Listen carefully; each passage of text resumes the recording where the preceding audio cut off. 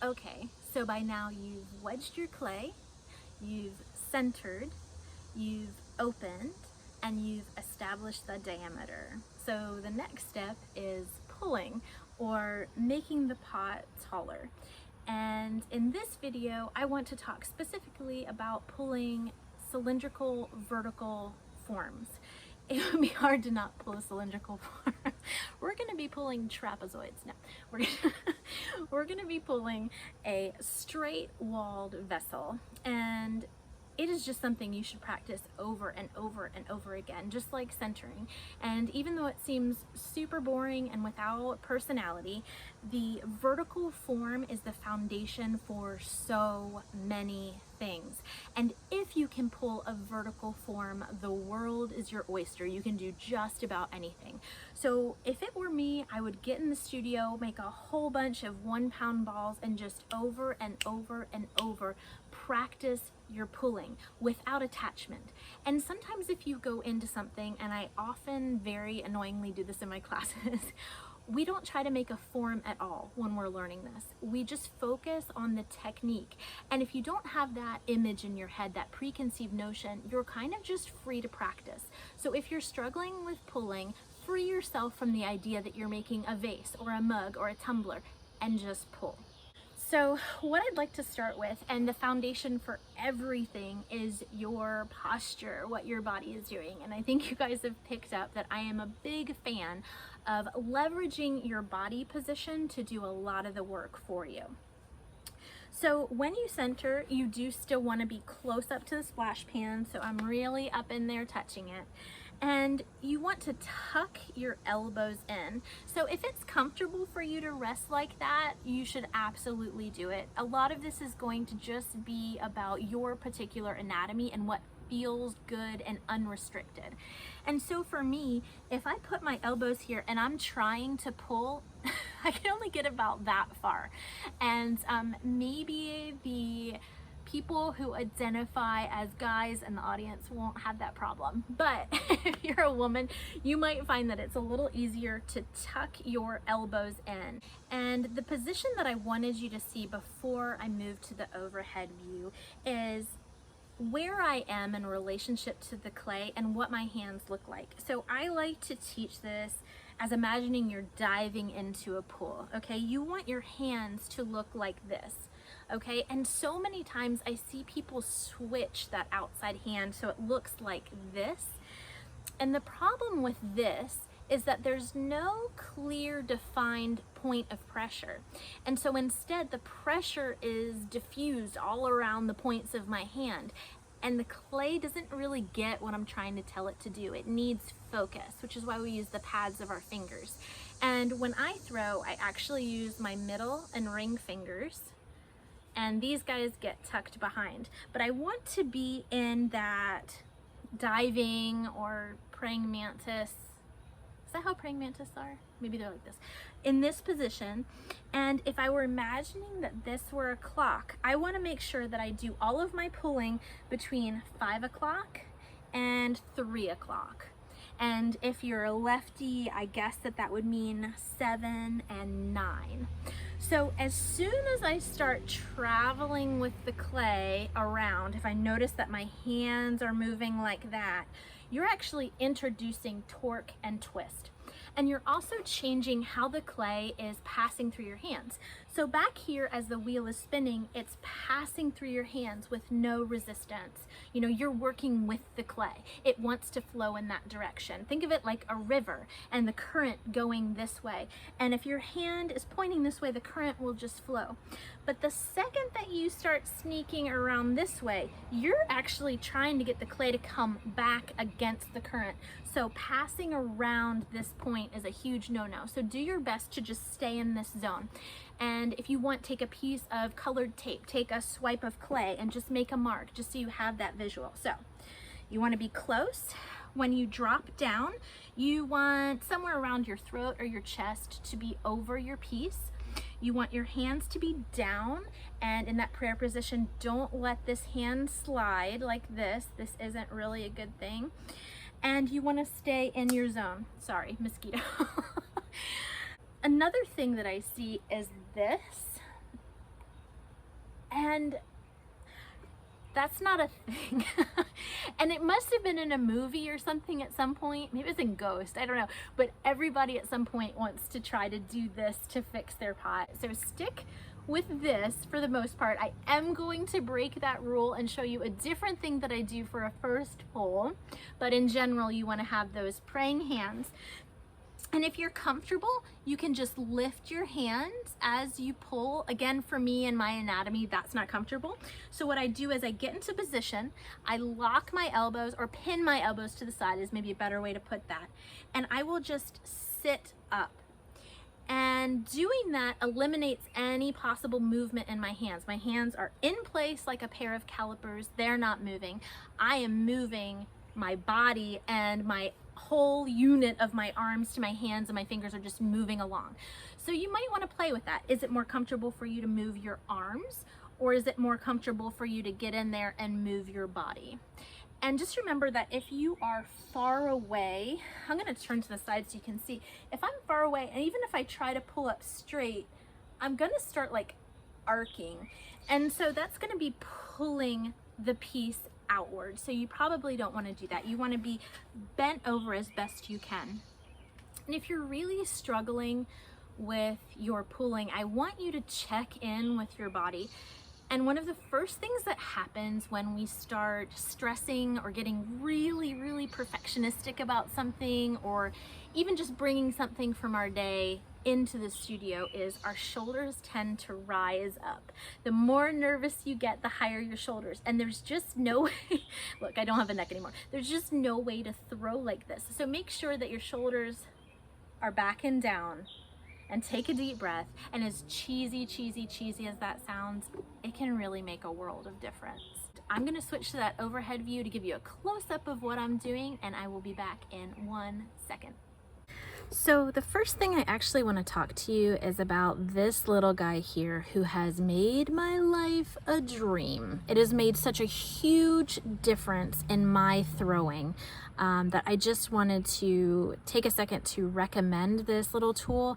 And I will be doing a video soon on a few of my favorite things for throwing, and this is one of them. And it is the Mud Tools white, even though it's a little less white, finishing sponge. So it's technically not their throwing sponge, but I like it because it doesn't introduce a lot of water. It gives you enough water that you'll just slide over the surface, but not so much that you saturate and weaken your pot. So I really, really love this guy, and I will leave a link in the description box. And no, I'm not like sponsored or an affiliate, because the 4 people who are watching this don't want to pay me to do it. So there will be a link if you want to give it a shot. It definitely leveled up my game. Okay, so let's start pulling. So wheel speed is kind of important. So a general rule of thumb is when you're centering, you're going super fast. When you're opening and establishing your diameter, you're still going super fast. And then as you approach your finished product, you go slower and slower and slower. And so when you're pulling, you want a nice medium speed. And when you get to the end where you're shaping or doing finishing touches, you might even want to go a little slower. If you go too slow, you're going to have a bear of a time. So you just want to go fast enough that you make your life easy, not so fast that your hand speed can't match your wheel speed, and we'll talk about that in a second. So when we first teach pulling, we normally tell people that you want fingers opposite each other like this, like the pads of your fingers are kissing, but that's not really how we pull. So instead of your hands being totally opposite, I pull more with the side of my middle finger right here. And I normally have my middle and ring finger, they look like this. So instead of this perfectly opposite symmetrical thing that we've told you, this is really more accurate. And you definitely want to keep these guys out of the way. A lot of times when you're pulling or learning to pull, they'll push on this wall and stretch it out. So that's something to keep an eye on if you're finding that your forms are becoming bowls. There's a couple other things, but that's a good indicator. So same thing with the pinkies. I want to keep the pinkies out of the way. So I normally tuck, and yeah, this is super uncomfortable and awkward at first, but it is helpful in the long run. So again, I'm pulling this part of my finger, not really there, and it's meeting this part of this finger. And I am curling my fingers just a little bit, but it's not dramatic. The more I use the top of my fingers and this really exaggerated, almost claw-like motion, the more there is a chance that I'm going to gouge the clay or rip off a section of it, or just basically be too aggressive. If you're pulling and you're finding that not much is happening, then each time that you pull, you know, ramp up the pressure maybe 10%, but still hold on to this form. Do you remember when I said I was going to break my rule for pulling like this? I'm going to do it with the first pull. So the first pull, I actually do something a little bit different. And I have the sponge in my hand. My inside hands kind of look like, do you guys know the little I love you in sign language? So they kind of look like that. My middle and ring finger are inside, and if this were a clock, my middle finger is at 4 and my ring is at 5. I drop my thumb opposite. I don't know if you can see that. I'll try to get this finger out of the way. Opposite my middle finger or between them. So it would look like this, but down on the clay. So the next thing I want to do is I'm tucking this sponge in my hand and I'm using it to overlap my thumb, and my 2 fingers are on the outside and they're going to push against that thumb. It's very similar to like when we're opening, but we're going to use it as the tool that gets this clay moving. And the way that I like to think about this, because I will collapse my hands so that they're joined, is my first move is almost like I'm making an M with my hands that I then collapse. So this is what it looks like if the clay weren't there or if the sponge weren't there. And what this lets me do is, I call it like the claw. I get to really dig in and move a lot of clay in one move, and I can only do it really for the first move. So here I am, my hands are connected. I'm in that position, that sort of I love you position I was talking about. I'm pushing from the outside, and then I'm just rising up to the top. When I get to the very top, I'm gonna hold it there for a second and release slowly. And don't worry, we will go over that again. But you know, I didn't have a lot of clay, and that first pull got a decent amount off the wheel. So one thing that I like to check while I'm pulling to see if things are going all right is the inside. So what I'm looking for when I'm throwing or pulling a vertical form is I want to make sure these walls are straight up and down. These inside walls are what tells you what the inside hand is doing. So this inside hand is a mold, and it's like a backstop, and the outside hand is the pressure. And whatever this inside hand is doing, the clay is going to follow it. So if your hand is perfectly vertical, the clay is going to run up your hand. If your hand is tilted, then the clay is going to come out and you're going to start getting like a bowl shape. So you want to make sure that that inside hand is perfectly straight, and then you'll push from the outside and that clay will just want to run straight up whatever that hand is doing. So if you have long enough fingers that you can do that claw, I love you hand again, go ahead and do it. My hands are really short. That's an understatement. So I can really just do it the once, but I'm going to get in position and show you again what that looks like. So the first thing I do would be line up my middle and ring finger. They are at 4 and 5 respectively. My thumb here drops between those 2 fingers and they're kind of pinching. And then this hand, I'm holding a wet but wrung out throwing sponge. It overlaps the thumb, and it's what I use to push against that thumb from the bottom and then come up. And what's really doing a lot of the work here is that I love you hand. And when I get right to the tippy top, I'm gonna hang out there for a second. And that's really important that I release outward. If I come through the rim, I'm gonna leave a little dance and wiggle in that rim, and it's gonna really, really throw it off center. So once I've done my I love you pull, I'm gonna move back into my regular sort of praying mantis diving hands. So what that's gonna look like is I'm gonna start the wheel first. Again, I'm gonna start with these 2 fingers. And I don't know if you're gonna be able to see it in the shot. I'm gonna try to tilt my hand a little bit. But again, I'm really using this side here. Actually, let me wipe off my hands and see if we can get a clay print that shows you exactly where the pressure is. Yeah, so this is really where the main drive of that pressure is. It's not so much this, it's this. I don't know if you can see sort of that subtle difference, but it means that I'm using a flatter, wider surface, which is almost like using a rib instead of it having be so concentrated. And it also means that the clay is not going to take on this rounded or gouged shape. So my hands are in. My other hands, again, I'll drop the sponge, but I do normally use a sponge. My middle and ring on the outside are lined up, and I like to collapse my hands and get these guys out of the way. You can also just do this, but I like the way that this feels. You'll find what works best for you. And so my inside hand is just going to receive the pressure from the outside hand. So this is kind of what it's going to look like. This hand is not going to give up any ground. It's going to receive the pressure that's coming from the outside. And you want to make sure that you're really against that wheel head and you're really gathering some clay. You should see a groove actually in the bottom before you start moving up. And I'm going to come all the way to the tippy top right here, stop, and release outward.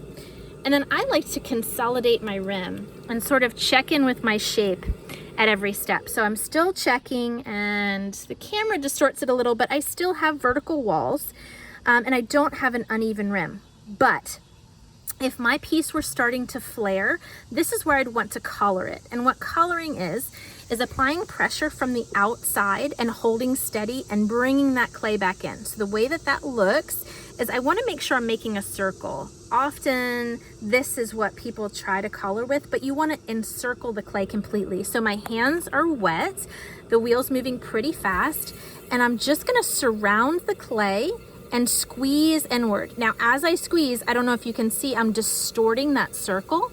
I have to first release until I see a circle shape, and then I can release all the rest of the way. And I brought that in quite a bit. In fact, I want to kind of open it back out a little bit. Okay, so I should probably talk about what I'm doing. I am consolidating the rim, which is the other thing I like to do. I like to check and see if I need to collar, which is that encircling movement.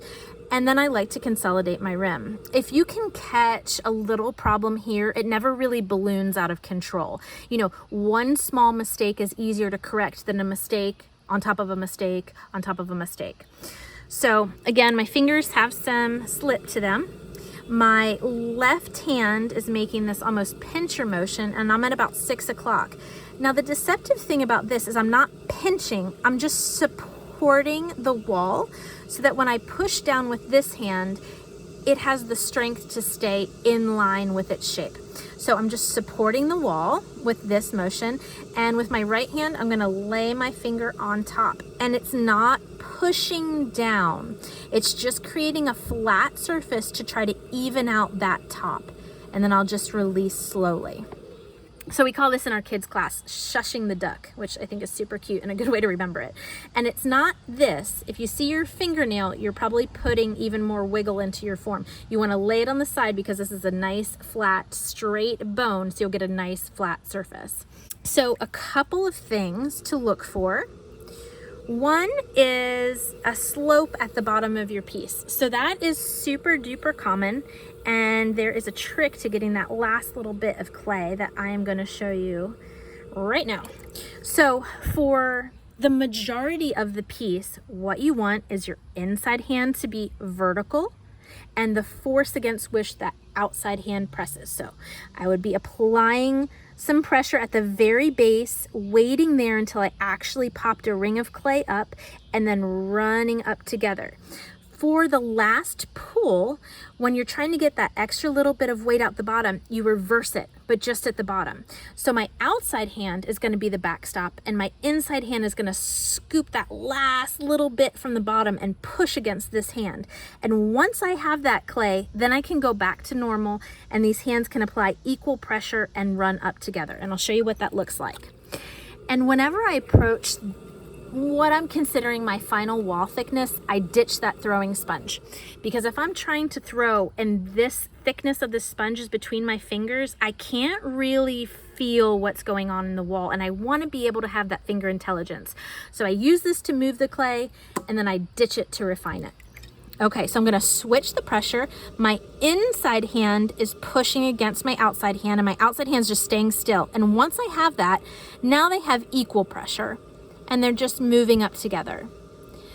But what I'd like for you to think about is that you want one hand to be the driver, and you want one hand to catch that pressure. So what isn't happening is you're not clenching and really pushing both fingers together really hard.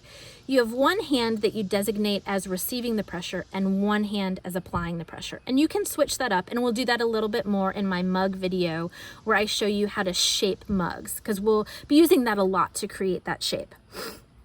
All right, so once you think you have your walls where you want them to be, you obviously want to get the extra gunk out. And this is where you'd use a sponge or a wood knife or something, and I'll show you how to use those tools in another video. And then you can do a final collar if you want. And again, collaring, fast wheel, wet hands, really encircle the clay. And you see that distortion, how it's an oval? You can't just let go from here. You have to release it slowly until it makes a circle, and then fully. And then again, just a review of that shushing the duck or compressing the rim. Left hand supports the wall, right hand gently lays on top. And again, it's just a mold. I'm not pushing down. And then that's basically the nuts and bolts of pulling. There's one more thing that I'd like to bring your attention to, and it's maybe a little confusing to get your head around at first, but it will also make a huge difference in how you throw. It's wheel speed to hand speed ratio. And what I mean by that is the speed with which this wheel makes one turn all the way around has to be in a relationship with the speed that your hands are going. So if your hands travel faster than this wheel is spinning, when you look at your mug, or your cup, your vertical form, you're gonna see these wide screw threads. And that's what I want you to look at, is in between each pull, I want you to sit back and assess your clay and kind of be your own teacher. If when you sit back, you see these wide, like screw thread gaps, your wheel speed, hand speed is off. And that's a really great thing to do as a finishing move, but when you're trying to move the clay evenly and get nice, even walls, it's not going to be able to accomplish that for you. What you want to see when you look at your clay is you want your throwing rings to be stacked really close together. If you've ever peeled a wrapper off of a can of like beans or something, you know the ridges in the silver can and how like tight they are to each other. That's how you want your pot to look. That's how dense you want your throwing rings to be. And you also want them to be flat. So if you have some that are flat and then some that are angled, the places where they're angled means that that's where you hurried up.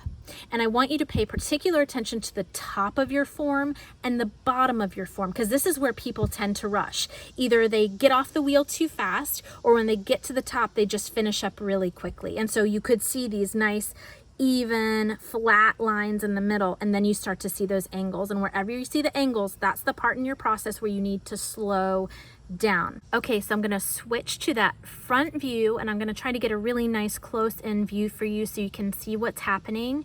And you can just see what I'm talking about with that screw thread versus canned bean thread thing, because it's maybe a little confusing. Okay, see you in a second. Okay guys, so here we are back with our little cup, and it is mostly vertical. I probably could have done a little bit better job, but I do have a little trouble walking and chewing gum at the same time, so to speak. So we'll just say that that is vertical enough, but I wanted to show you everything from this angle because I really do think that the more ways you can see it, maybe something will just click when you see it in a certain way. So the first thing I wanted to talk about was that wheel speed, hand speed thing. And so what I mean by that is, let's say our wheel is going a nice medium speed. I'm not actually gonna pull and apply pressure because these walls are getting to a place where I like them. But I'm gonna show you the speed with which I pull. So again, I'm going to brace with this inside hand that's staying nice and vertical. This outside hand is gonna scoop. Maybe I will do a pull just so you can see it. I don't know if you can see that ridge. I can't go too much more. And then this is the speed that I am pulling this clay. And I'm going to bet that this is a lot slower than y'all maybe are pulling. And if you're having some trouble pulling and this is slower than you normally pull, go ahead and try it. Okay, I'm getting to the top, and as you can see, I'm at the very tippy top. I'm holding, and then releasing outward. If I needed to collar, I could do that now. I would just make sure I had a fast wheel and wet hands and completely encircled it. So what I'm hoping you can see on film, I can't quite tell from this angle, but you should be able to see lots of really tiny lines that are close together, and they're all flat. So the space between these tell me what my wheel speed, hand speed ratio was. If there's lots of lines, all flat and all on top of each other, I know that that wheel speed, hand speed ratio was correct. If there were big gaps, I would know that my hand was moving too fast or my wheel was moving too slow, which ends up kind of being the same thing. If I have some sections that look like this and some sections with those big spaces are where I hurried. And so what I'm gonna do now is I'm gonna try to show you what it looks like to hurry, slow down, hurry, and then what it looks like to completely get that screw thread thing I was talking about. Okay, so if I hurry, so I'm gonna just come through, and then I'm gonna go really nice and slow, and then I'm gonna come through again. So do you see how now I'm getting these wide lines? They're almost like, did you guys ever have those unicorn lollipops? They're kind of like a unicorn horn. I've got really wide spaces here, and then I've got flat, flat, flat, flat, flat, so I was nice and slow, and then I rushed it again. And so if I took the time to sit back and look at my pot, it would tell me exactly what I was doing. And every place that had these really wide spaces, it means that I wasn't touching the clay the whole time. In other words, I was thinning it here and here and here, instead of here, here, here, here, here. I wasn't touching the clay at every point as it went around. I hope that makes sense. It's a little bit confusing. And then this is what happens if just your whole wheel speed, hand speed is off. So either you're making your hands go really fast relative to the speed of the wheel, or you're concentrating so much, maybe your wheel is at a poke like this. So if I just went and had no relationship, I'd get that screw thread look all the way up and down my pot, which again is kind of cool as a finishing move after you've really gotten the thickness that you want from your pot. But it will mean that your walls are uneven if you do it before just the finishing move. So how do you fix it? Because it is possible to fix it. Sorry, I have mosquitoes everywhere. Okay, so normally, this is how I was saying we were throwing, right? And it's actually more, instead of this claw, exact opposite, I'm actually rotating, and it's more like this. I'm gonna try and show from all angles. This is what it looks like. So normally I'd be pulling with this part of the pad of my finger. It's not so much this, it's right to the side. But when I'm trying to fix a problem or stabilize the form, I actually end up flattening my hands even more. And so instead of, you see that slight curve, this is how I'd normally pull, this is how I'd correct. And so then all of a sudden, these are like ribs instead of like points of contact. They're a really big plane of contact. So let me just show you what that looks like. So one thing is, I need to be as still and steady as possible. So my hands are really flat and I'm pulling super crazy slow. And I'm hoping that we're gonna be able to fix these places where I had the screw threads by being really meticulous. Okay, so what's happened is I have changed the shape a little bit, but I can color that and get it back. And that's another actually kind of good note, is that if you're pulling and the clay is telling you that it's just not having it and it wants to go wide, let it and then take a second and collar it back in, and that's totally fine. And I'm just checking my walls here to see if I've made any super egregious mistakes, and it looks okay. And you can see, even though I sped up, I kept my wheel speed, hand speed relationship really good. So these lines are still flat and pretty evenly spaced. And so I wanted to show you what that looks like. I also want to just take a second to talk about my posture from like, you're just like close up right here, but it's pretty good. So the first thing I do is I lean over and my elbows are really down and braced. I'm leaning to the side a little bit so that my nose, the line of my nose, is sort of directly over the side right here. So I'm looking straight down. I drop this finger to the outside when this gets too high because this is kind of hard. So if I can reach in this way, I will do it. Okay, so my inside hand is a backstop, and actually at this point, I'm using the entire length to try to get this to straighten back up. My outside hand scoops, and I'm actually making this a little too thin to try to show this to you, but I'm gonna do it anyway. So can you see how it pops up off the wheel?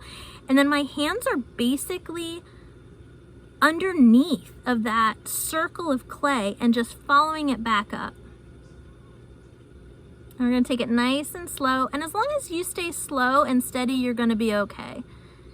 And I curled a little more with this hand than I usually would, just because I'm cheating a little, I'm doing a little correcting. But I don't know if you could see, the first step was actually popping your fingers under here, and when you slide your fingers under here, it's gonna pop a ring of clay up here. And basically pulling is creating that ridge, then putting your fingers in that ridge and pulling it up as steady as you possibly can. And I've made these walls super, super thin, so I'm not sure if I'll be able to, but I really wanted to show you guys a cross section of pulling just so you could see what that looks like. So it's probably foolhardy, and so I'm definitely gonna do it. So what I'm doing right now is I'm doing that move where the final move, I'm actually pushing from this inside hand and catching it with the outside. I had dug in so much on that last move that it actually was undercut, so I needed to push it back out. So my outside hand is just accepting that pressure. Can you see that clay coming out to meet it? And then once they're even, then they can travel up together. And again, I've made these walls super thin, so they're gonna be a little dancey, but I think they get the point across. So when I hold at the rim, I'm coming all the way to the tippy top. And as long as I release outward slowly, I'm going to be fine. But I want to show you what happens if you come through the top. Okay, do you see that? That's what happens, and it's really hard to fix. And so if you get one of those, it's going to be best to just cut it off. And I'll show you how to do that in another video, but just remember to arrive at the top and stop there and give it a second before continuing. Normally I would rib this off and try to dry it a little before I tried to show you a cross section. And also these walls are paper thin. So basically this is a horrible idea, but I think it's really helpful to see what the hands are doing from an inside view. So I'm gonna cut it, and I'm actually gonna show you how to cut it because I want y'all to do this with your pots as well. And I'm just gonna try to reach inside and get any excess water. And in case you don't know how to do that, you're just using your sponge that's fully wrung out and pressing down. Okay. So in order to look at the cross section of your pot, you're gonna wanna take your wire tool and you wrap it around your fingers like dental floss. And I'm going to put my thumbs pushing down, and I'm also pulling outward. And I'm gonna stop halfway through my pot and pull up. And this will let us take a peek. Okay, so here's what we have. What I'm shooting for is for the thickness of my bottom to match the thickness of my walls. And it's pretty good up through here, but then it gets really thin here. And that's one of those places that I put that screw thread in, and that's kind of what I'm talking about. Once you do that screw thread, it means you're applying pressure more in one area than another, and it's just gonna be really difficult to try to correct that. Now, something that I did do that's actually a no-no that I wanna talk to you about is, I don't know if you can tell, the center is a little humped and there's a lower part right here. And so I have a tendency to do this, and actually a lot of people have a tendency to do this, when you're getting that last bit of clay where you're actually scooping from the inside, if you're concentrating so hard that you push down with that inside hand, it's going to make a moat around the interior right here, and that's going to be a place that's a little bit lower. So if you ever look into your cup and you see a moat is happening, all that means is that inside hand is really pressing down, and you don't need it to press down, you just need it to be on the floor of the pot and holding steady. If that happens, you can take your sponge and just try to even it out a little bit, and it should even out pretty easily.